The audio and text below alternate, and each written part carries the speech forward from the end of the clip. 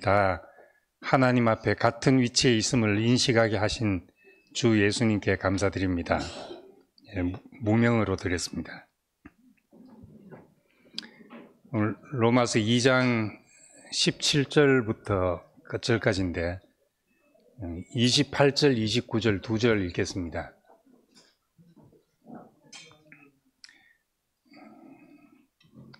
무릇 표면적 유대인이 아니요 표면적 육신의 할례가 아니라 오직 이면적 유대인이며 할례는 마음에 할지니 영에 있고 율법 조문에 있지 아니한 것이라. 그 칭찬이 사람에게서가 아니요 다만 하나님에게서니라. 아멘.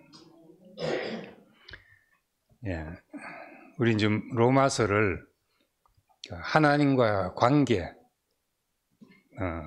유대인식으로 말하자면 하나님과 언약 안에서 로마서를 이제 조명해 보고 있습니다. 우린 하나님과 올바른 관계에 있는 사람을 보기 전까지는 사실 자신의 본래 자리를 떠나서 방황하고 있다는 사실조차 알 수가 없었습니다. 그냥 나 혼자서 나를 들여다봐서는 내가 뭐가 문제인지를 하나님이 보시는 눈으로 바라볼 수 없는데, 올바른 위치에 있는 사람을 이제 보고서야 내가 자리가 자리를 떠났구나 하는 것을 알게 됩니다.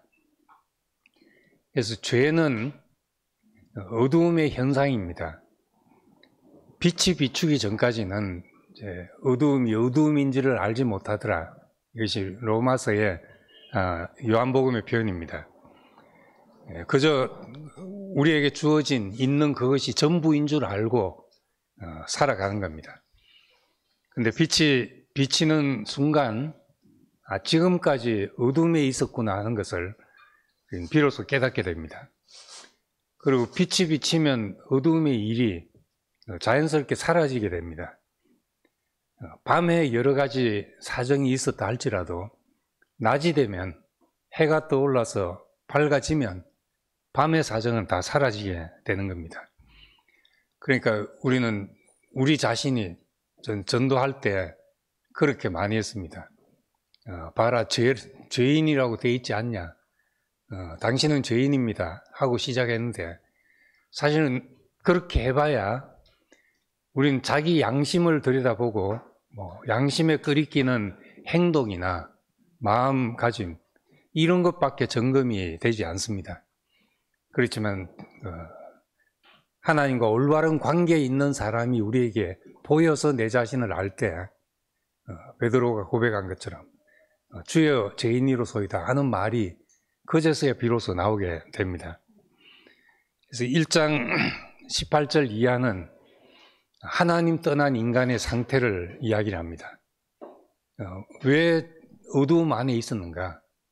우리가 빛을 떠났기 때문이고, 하나님의 통치를, 그 관계를 떠났기 때문에 우리는 우리 속에 죄가 왕노릇하는 상태가 되었던 겁니다.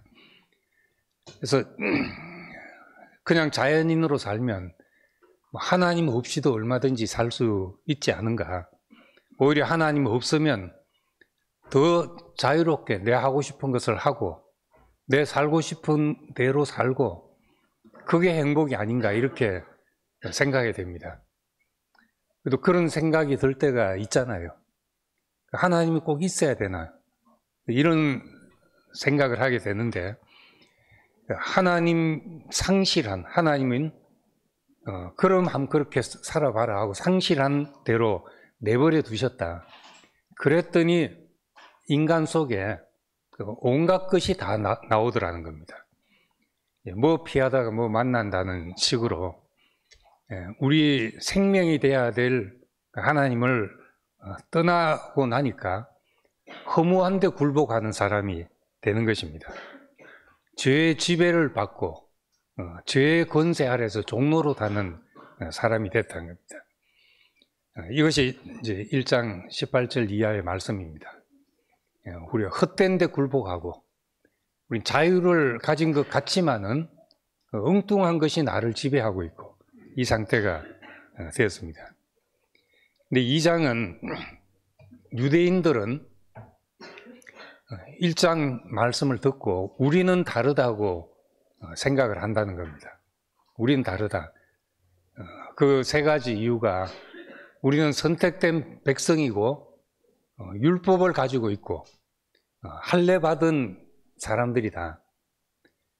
바울은 이제 이런 유대인들에게 이제 정면으로 반박하는 겁니다. 남을 판단하는 너는 누구냐? 남을 판단하는 것은 그것으로 너를 정죄하는 것 같다. 자기 안에 그 문제가 있는 사람이 그 죄를 알아본다는 겁니다. 내 안에 어떤 그런 문제가 없으면 다른 사람이 그런 것에 대해서 알아도 나한테 문제가 되지 않습니다. 그런데 내 안에 그 문제가 있으면 정죄하지 않으면 똑같은 사람이 되기 때문에 그래서 이제 메시지 성경을 보면 이렇게 이제 한글로 번역했습니다. 남을 판단하고 비난하는 것은 자신의 죄와 잘못이 발각되는 것을 모면해 보려는 흔한 술책입니다. 이렇게 이야기를 합니다. 그러니까 자기가 그런 사람이 이제 낀 사람이 나무란다고 하는 식으로 자기 것을 가리기 위해서는 이제 비난을 포부해야 되는 거죠. 그래서 우리는 옳고 그름을 안다고 해서 내가 옳은 사람인 것은 아닙니다. 악을 정죄하고 판단한다고 해서 그렇다고 해서 내가 선한 사람이냐, 그건 아니란 겁니다.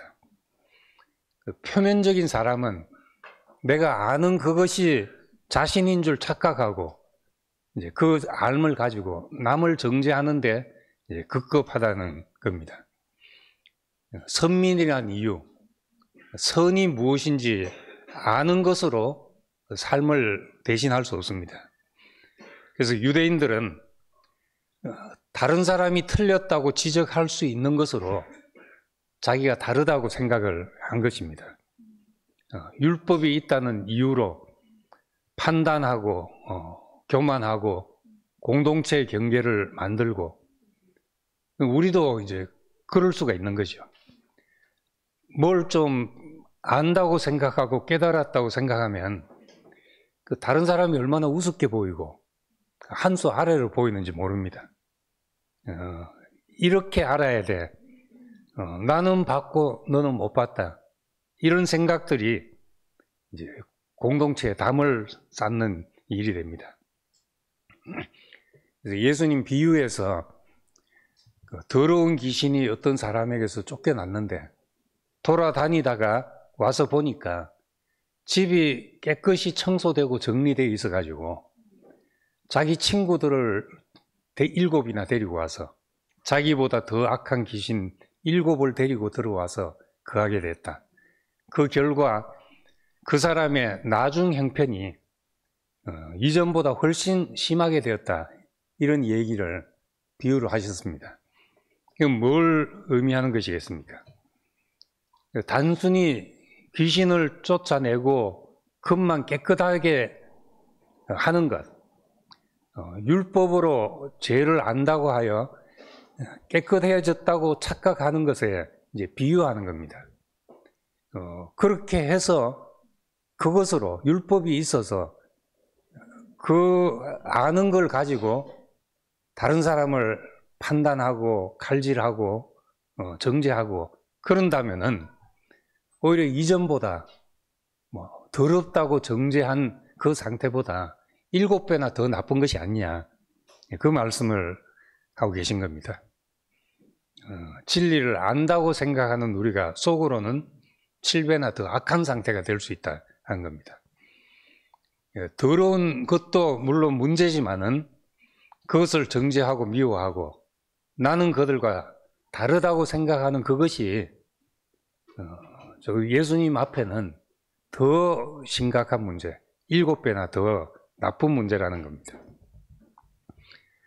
어찌 보면 이제 바울은 지금 지적질하지 말라는 얘기를 하면서 유대인들을 또 지적질하고 있습니다.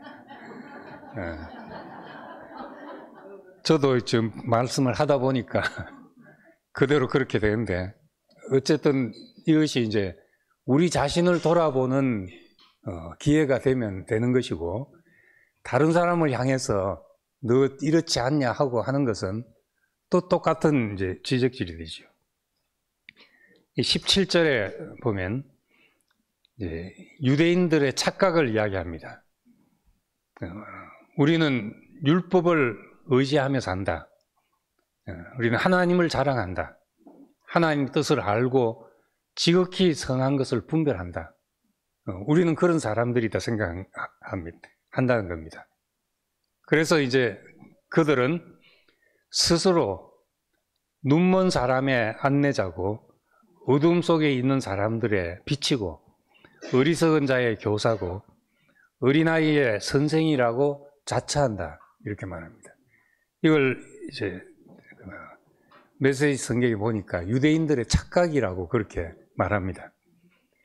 우리는 빛을 봤으니까 우리는 눈먼 사람의 안내자가 될 수 있고 사람의 빛이 될 수 있고 교사고 선생이고 우린 그래야 될 사람으로 자처한다는 겁니다.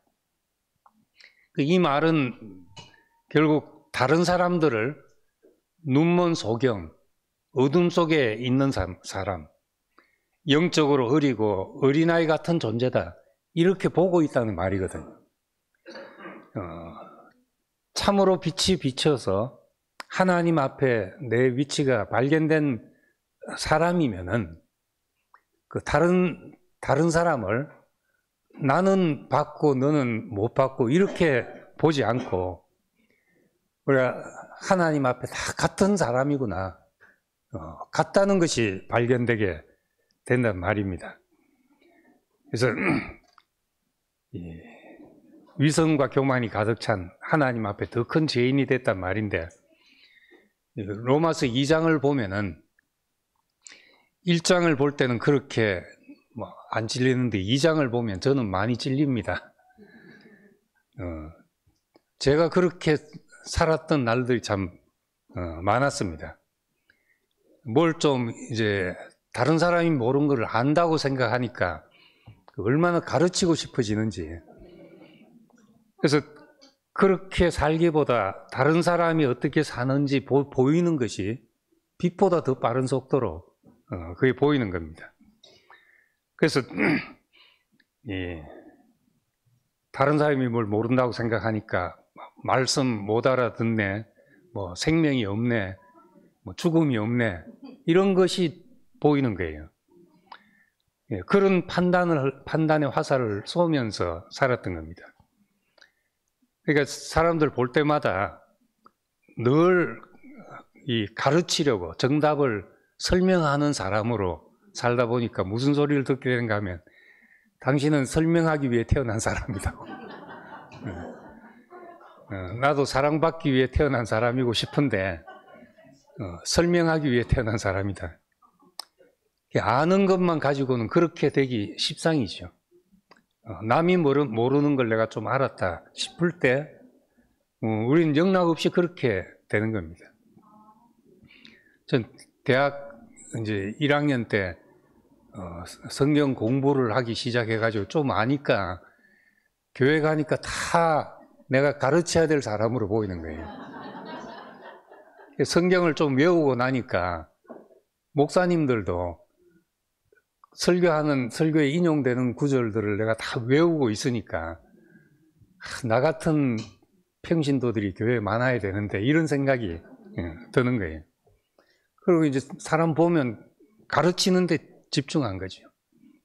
하나님이 말씀을 주신 것은, 율법을 주신 것은 그렇게 살라고 주신 것인데 우리가 그렇게 사는 것은 이제 어려우니까, 내 마음대로 사는데 방해되니까 이제 판단이 빠르게 나가는 것, 이것을 이제 2장에서 유대인들의 그 상태라고 이제 날카롭게 지적을 합니다. 그래서 21절 이하에 이제 그걸 지적하면서 가르치는 그것이 너 자신이 아니라는 말을 하고 있습니다. 머리로 아는 지식, 입으로 말하는 가르침이 그것이 너의 실상이 아니라는 거죠. 그래서 우리는 간증도 하고 또 말씀을 전할 기회도 갖고 하지만은 이제 그때마다 우리는 그것이 나 자신인가 하는 것을 우리가 나를 돌아볼 필요가 있게 됩니다. 그래서 이런 사람들은 결국 어떻게 되는가? 24절에 하나님의 이름이 너희 때문에 이방인 중에서 모독을 받는다. 이게 무서운 말 아닙니까? 우린 하나님의 택한 백성이고 하나님의 말씀을 가진 사람들이고 이렇게 생각을 하는데 하나님은 말씀하기를 하나님의 이름이 너희 때문에 이방인 중에서 모독을 받는다. 이런 말이 나오게 된다는 겁니다. 이건 유대인뿐 아니라 오늘 교회들이 또 깊이 새겨들어야 될 고통스러운 말씀이고 내가 그렇지 않나 한번 생각해 볼 말씀이죠. 우리는 뭐 이렇게 교회를 모여서 새롭게 한다고 또 우리 뭐 이런 교회 없다고 생각하면은 또 똑같아지는 거죠. 우리는 부끄러움을 안고 시작한 것이죠. 그래서 나가서 우리는 아무것도 큰 소리 칠 것이 없는 사람들입니다. 지나온 모든 일들은 우리의 자랑을 끝내는 일이 된 거죠. 그게 우리가 할례 받은 일입니다. 그래서 바울은 28절에 그렇게 말합니다. 표면적인 유대인이 유대인이 아니요 표면적인 육신의 할례가 아니다. 그러면 누가 진정한 유대인이고 참 할례가 무엇인가 한 건데 이면적 유대인이며 유대인이 유대인이고 할례는 마음에 하는 것이다 했습니다. 그리고 칭찬은 사람에게서 아니고 다만 하나님께서 온다. 이런 말씀은 이제 다 구약에 있던 말입니다. 예레미야 9장 26절을 봐도 모든 민족은 할례를 받지 못했는데 이스라엘은 마음의 할례를 받지 못했다. 똑같다는 거죠. 표면적으로는 우리는 할례를 받고 너희는 못 받고 했지만은 할례 받지 않은 것은 다 마찬가지다. 몸의 할례를 받았다고 이방 민족보다 나을 것이 없다. 이런 말씀들이 구약 성경에도 있었습니다. 마음의 할례를 받는다 했는데 마음의 할례가 뭔가 자랑이 끝나는 일이죠. 육신의 가능성이 끝나는 것이 할례입니다. 이제 실제적인 의미로는 거세하는 거나 마찬가지죠.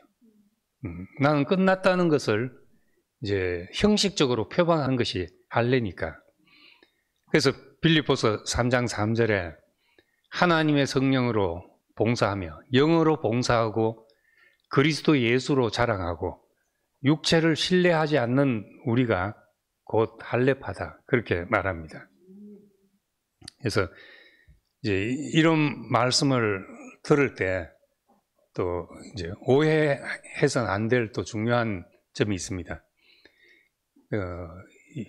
1장과 2장에 우리의 어떤 잘못된 것을 말할 때 네가 잘못됐으니까 이런 행동을 고쳐라는 식으로 우리에게 들리면 또 역시 우리가 할 수 있는 일은 겉모습을 바꾸는 것밖에 할 수가 없습니다. 겉모습을 바꾸라는 요구밖에 할 수가 없죠. 이 삶이 바로 돼야 되지 말만 그래야 뭐하냐. 이 말을 그냥 문자 그대로 받으면 우리가 할 수 있는 일은 우리가 생명을 바꿀 수 있는 것이 아니니까 겉을 바꾸는 것밖에 못하죠. 또 외식하는 것밖에 못한다는 겁니다. 그래서 말을 표면적으로 들으면 판단하지 말고 자랑하지 말고 잘난 체 하지 말라는 말로 들을 수 있습니다. 근데 우리가 다시 복음으로 돌아가면 복음은 내게로 돌아오라는 말입니다. 오라 우리가 서로 변론하자. 나와 관계를 가지자. 나와 관계를 위해서 배필로 형상으로 지었으니까 그 자리로 돌아오라는 겁니다. 그래서 죄의 종로로 다는 데서 하나님 형상으로 하나님 생명과 본성을 담는 그릇으로 그 자리로 돌아오라는 말씀이죠. 그래서 고린도 후서에 보면은 복음을 다르게 정리하면서 고린도후서 5장 18절에 하나님이 우리를 그리스도로 말미암아 자기와 화목하게 하셨다. 이것이 복음이라는 겁니다. 그래서 너희는 하나님과 화목하라. 이 하나님과 화목하게 되는 것, 그것은 이제 관계를 가지는 것이잖아요. 그 화목하면 내 속에 들어오게 되죠. 먼저는 이제 하나님이 우리를 받으셨다는 겁니다. 다른 말로 하면은 하나님은 여전히 지으신 모든 것을 보시고 심히 좋다 하셨던 바로 그 자리에 여전히 계신 것이죠. 우리가 그 자리에 가면은 보시기에 심히 좋았더라 하는 그 관계가 되는 겁니다. 그 좋은 관계, 복된 관계. 나는 어떤 사람이 좋은가? 보면 나를 보고 즐거워하는 사람이 좋은 거죠. 나 보면 이제 고치려고 드는 사람은 아무리 맞아도 이상하게 이제 끄리낌이 생기게 되는데, 나를 보고 그냥 그저 같이 있는 것이 좋다 이런 사람은 나도 좋아질 수밖에 없죠. 뭐 그 사람이 뭐 도둑놈이든 그 사람이 뭘 한 사람이든 그 다 둘째 문제가 되는 거죠. 사랑은 허다한 허물을 덮는다고 좋아하면 그런 것이 문제가 안 되는 것이 되니까 보시기에 심히 좋았다. 이제 이 말씀 앞으로 돌아온다는 것이 우리의 모든 것을 원인 무효로 만드는 겁니다. 하나님과 관계를 가진다 하면 뭔가 내가 지적질 당할 것 같고 이러면 관계를 못 가지는 겁니다. 엄마는 사춘기에 애먹이는 이제 아들을 보면서 그래도 잊지 않고 있는 것은 갓난아이 품고 좋아하던 그때를 기억하고 있는 거죠. 그래서 부모에게는 언제라도 자식들이 돌아갈 자리가 있다는 겁니다. 때로 세상 방황하기도 하고 일탈하기도 하고 해도 돌아갈 수 있는 데가 부모지요. 뭐 판사 앞으로 돌아가겠습니까? 경찰 앞으로 돌아가겠습니까? 내가 그럴지라도 나를 즐거워하고 사랑할 수 있는 사람이 있다는 것, 이 세상에 없는 참 귀한 축복인 겁니다. 하나님이 지으신 그대로 내 모습을 받으셨다. 꼭 이 죽일 놈을 내가 용서해 줬다 이렇게 생각하기보다 지으신 그대로 내 모습을 받으시고 우리는 그 지으신 그대로의 사람을 예수 안에서 보게 된 것입니다.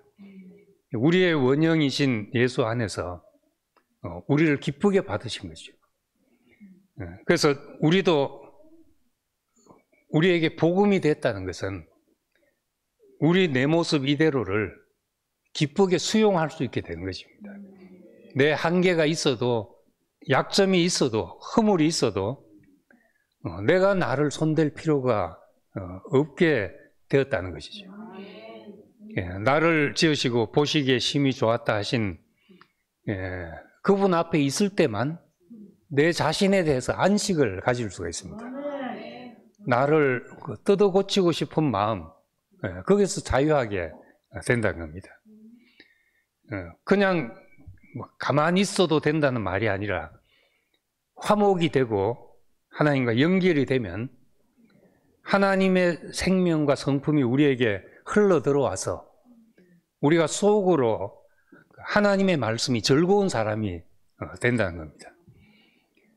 하나님의 말씀을 들을 때 심판되고 정죄되는 것이 아니라 체질적으로 그것이 나에게 즐거운 사람이 됩니다. 시편 40편에도 이제 그런 사람의 고백이 있습니다. 하나님이여 내가 주의 뜻 행하기를 즐기오니 주의 법이 나의 심중에 있습니다.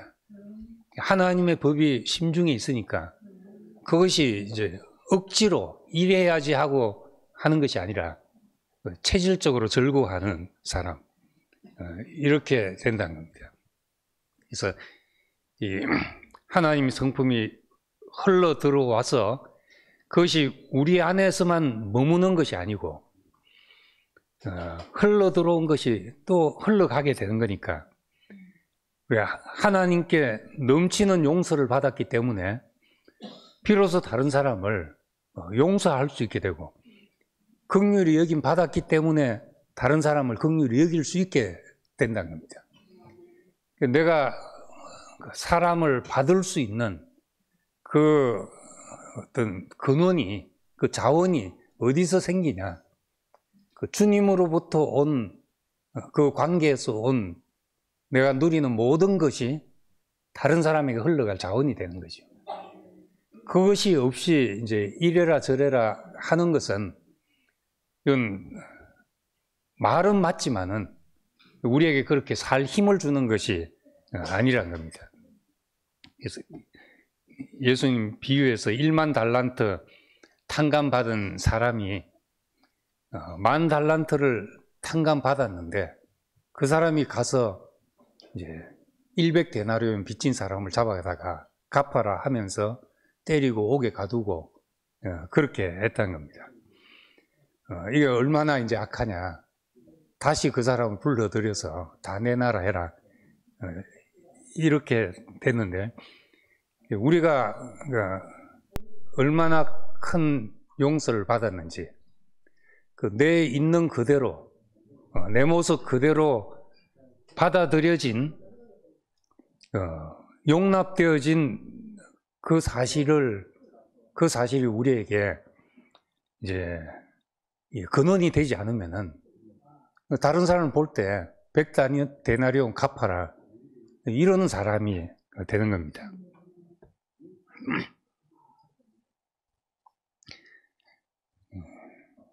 그래서 이 흘러 들어온 게 없으면은 우리한테서 흘러나간 것이 없다. 좋은 말씀을 가지고 이렇게 살아라 하는 것은 그것이 우리에게 흘러 들어와야 된다 하는 게 우리의 이제 구조적인 이해입니다. 우리는 그럴 수밖에 없는 사람입니다. 그러니까 이 복음은, 로마서에서 말씀하는 복음은 무조건 그냥 하나님이 우리 죄를 용서해 주셨다는 것도 아니고, 또 무조건 2장 말씀대로 행위대로 심판하니까 이렇게 살아야 되지 않냐, 열매가 없으면 무슨 소용이 있냐, 이 말이 아니라 주님 자신이 우리에게 원천이 되어서, 다른 말로 하면 주님이 되시는 것이고, 우리와 관계를 통해서 그분이 우리의 원천이 되는 것이고, 또 다른 말로 하면은 그 영이, 성령이 인도하는 사람이 되는 것이고, 또 달리 말하면 생명을 따라 사는 사람이 되면은 우리에게 하나님이 즐거워하시는 일이 우리에게도 그 행하는 것이 즐거운 사람이 된다는 말입니다. 또한 이 하나님의 충만이 나에게서만 다 나타날 수 있는 것이 아니죠. 개인은 누구라도 분명히 한계를 가지고 있습니다. 그래서 하나님 우리를 이제 공동체로 부르신 것이죠. 나는 왜 나를 용납하고 내 모습 이대로 사는가? 그냥 그래도 된다라는 말도 되지만은 내 옆에 나를 대신할 사람이 있기 때문에 내가 부족해도 괜찮은 것이죠. 다른 사람을 통해서 또 될 일이 있기 때문에. 그래서 나 혼자 모든 걸 다 알고 혼자 다 깨달을 수 없기 때문에 우린 마치 우리의 점심 나눔처럼, 뷔페 잔치상처럼 나의 소찬 하나를 올려놓는다 하더라도 그 함께 누리는 잔치는 이제 풍성해지는 것입니다. 이렇게 우리가 완성되는 것이죠. 혼자서는 다 경험할 수 없는 그리스도의 청량할 수 없는 풍성함, 이걸 맛보고 그리스도의 장성한 분량에 이른다. 이것도 혼자 경제에 이르러서 다 되는 문제가 아닌 겁니다. 함께 자라나서 그렇게 되는 거죠. 결론적으로 하나님 나라가 이 땅에 임한다는 것은 예수 그리스도가 우리의 주님이 되시는 것이고, 나를 지배하고 있는 죄의 지배 아래서 주님이 나를 지배하시는 그 상태가 되어서 그분의 비추심 아래서 내 본래의 첫 자리를 회복하고 하나님과 화목하게 되는 것입니다. 하나님과 화목, 하나님과 그 관계, 이것이 로마서가 우리에게 말하는 의지요. 그 의는 이제 규격이 맞다는 뜻입니다. 원래 하나님의 그 규격, 그것이 바로 우리는 예수라는 사람 안에서 그 규격을 본 것입니다. 다른 말로 하면 우리의 원형을 본 것이죠. 내가 원래 저 사람이었구나. 원형을 본 것입니다. 하나님과 관계 맺음으로 말미암아 그가 우리에게 공급이 되어서 아버지가 하라고 하시니 나도 한다 하는 말을 한 사람이 된 겁니다. 하나님의 생명과 성품이 우리 속에 흘러 들어와서 우리를 통해서 용서와 긍휼과 은혜가 다른 사람에게까지 흘러간다. 이것이 이제 참 로마서를 통해서 우리를 회복하려는 축복의 상태입니다. 이것이 믿음의 순종이고 마음의 할례지요. 그래서 우리가 다른 사람을 볼 때도 판단이 나가는 건 누구나 할 수 있지만은 그렇게 살도록 공급하는 것이 생명을 공급하는 것이 이제 그 사람을 살게 하는 길인 겁니다. 왜 그러고 있냐 말하는 것보다 이제 밥 먹자 하는 것이 그 사람이 힘을 주는 거죠. 제자들이 먹고 나니까 눈이 밝아져서 예수인 줄 알아보고 그렇게 됐다는 겁니다. 그래도 이 관계 안에서 하나님의 뜻이 우리의 체질이 되도록 그분이 우리를 주관하는 주인이 되는 삶이 되기를 소망합니다. 기도하겠습니다.